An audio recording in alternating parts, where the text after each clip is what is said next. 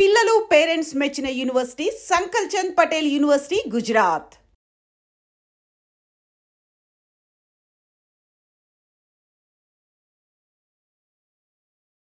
అంటే నిజంగా సొంత స్నేహితులు ప్రాణ స్నేహితులు సొంత అన్నదమ్ములు ఉంటే ఒకరిని చూసి ఒకరు మోటివేట్ అవుతూ ఉంటారు. మీరు సినిమాల్లో తర్వాత వచ్చి ఉండొచ్చు, రాజకీయాల్లో మీరు పై చేయి ఉన్నప్పుడు ఆయన మిమ్మల్ని చూసి మోటివేట్ అవ్వడం, ఒకరినొకరు సరదాగా మోటివేట్ కాదండి, పొడి చేయాలనుకున్నాడు చేశాడు.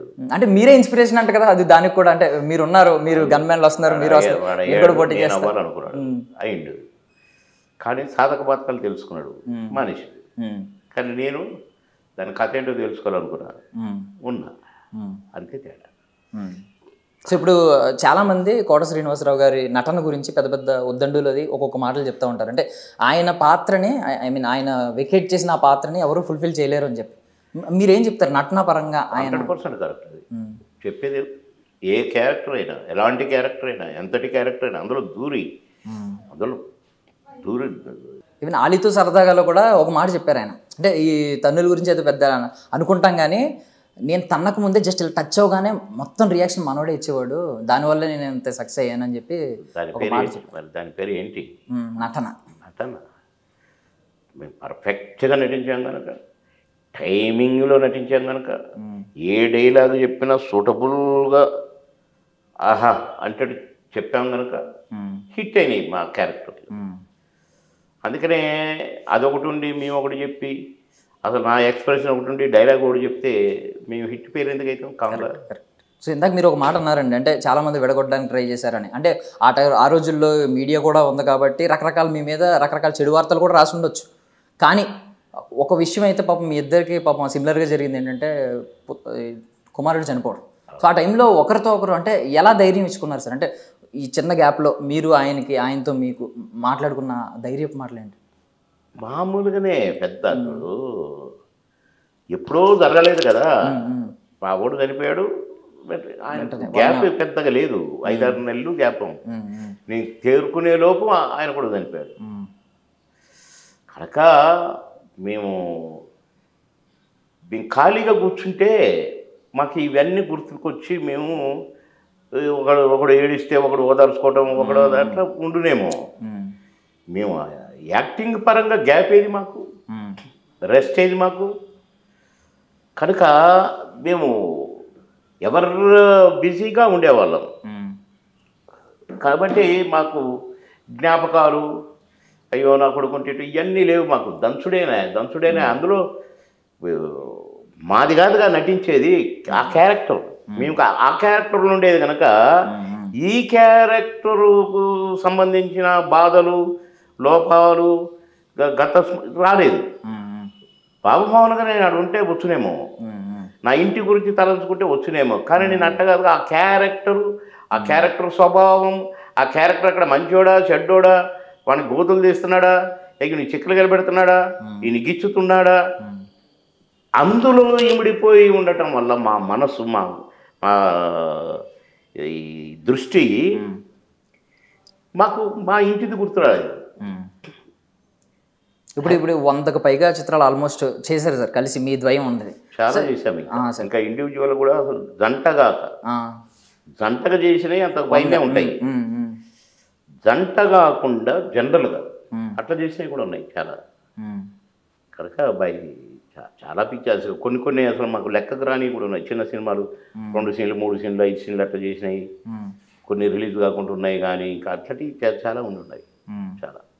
అంటే మీకు మధుర స్మృతులను ఇచ్చిన సెట్స్ ఏంటి సార్? అంటే ఎక్కువ రోజులు వర్కింగ్ డేస్ అండ్ ఎక్కువగా స్పేస్ దొరికి సెట్స్, అంటే కెమెరా ముందే కాకుండా ఎక్కువ కట్స్ నెలలు ఏ సినిమా చేయలేదు మేము. నెలలు మేము చేస్తే హీరోలు ఏం చేస్తారు, హీరోయిన్లు ఏం చేస్తారు. మా క్యారెక్టర్లు 10 రోజులు లేదా 12 రోజులు, ఎక్కువగా 3 రోజులు 2 రోజులు 5 రోజులు, 3 రోజులు 2 రోజులు 5 రోజులు, డమ్మ కొట్టాలి, అవతల పడాలి. డేట్లు లేవు కదా, ఒక్కొక్క సినిమాకి 2 రోజులు ఆడా. కొన్ని సినిమాలు ఒప్పుకునేది లంచ్ బ్రేక్ 1 to 2 3 1 to 2 ఇస్తే ఒక సినిమా అయిపోయేది. అవన్నీ లంచ్ బ్రేక్ సినిమాలు అనేది మేము. ఏరా రేపు ఆయన అమ్మినవా లంచ్ బ్రేక్ అనేవాడు. నేను అమ్మలేదు, నువ్వన్నా, నేను రేపు అమ్మినరా, రేపు ఒకడికి అమ్మినా, ఎల్లుండి ఒకడికి అమ్మినా అనేవాడు. అమ్మటం అట్లా మాకు గ్యాప్ లేదు.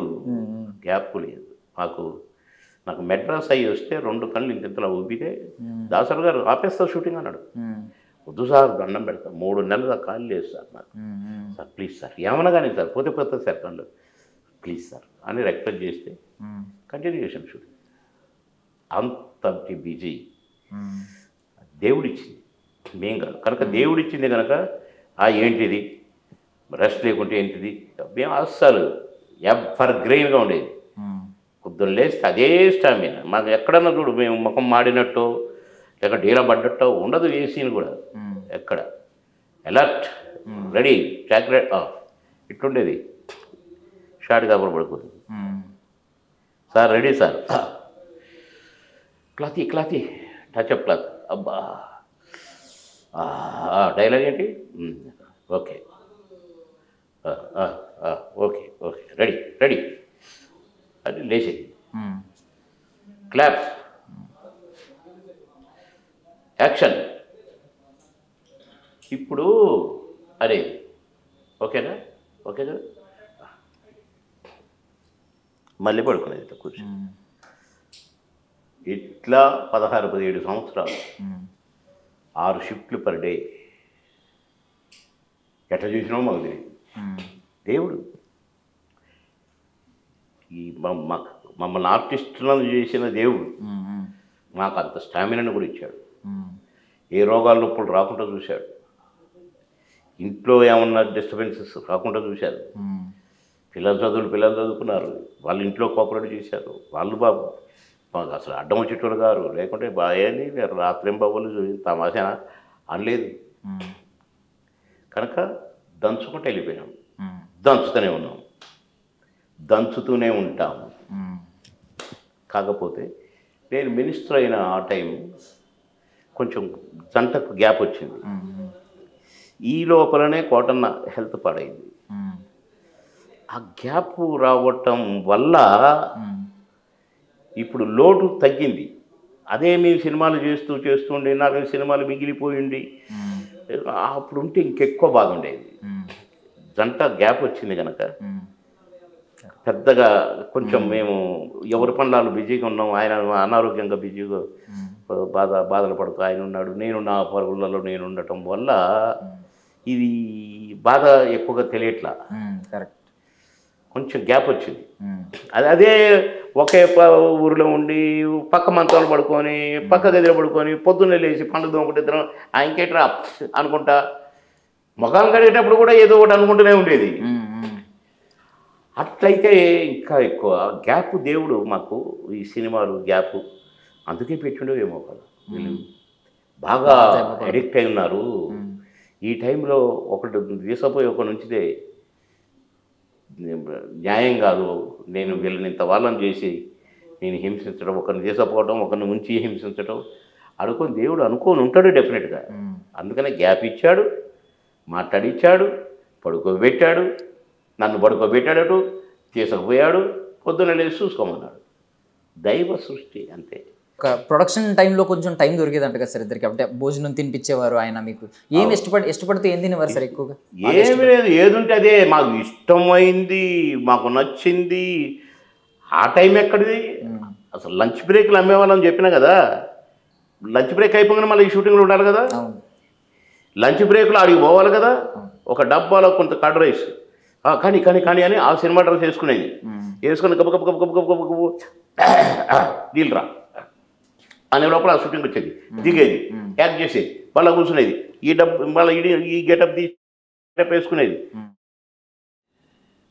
ఇక మేము నచ్చిన కూర ఉందా, నచ్చిన అది ఉందా, చికెన్ కర్రీ ఉందా చూసుకునే టైమా లేదు.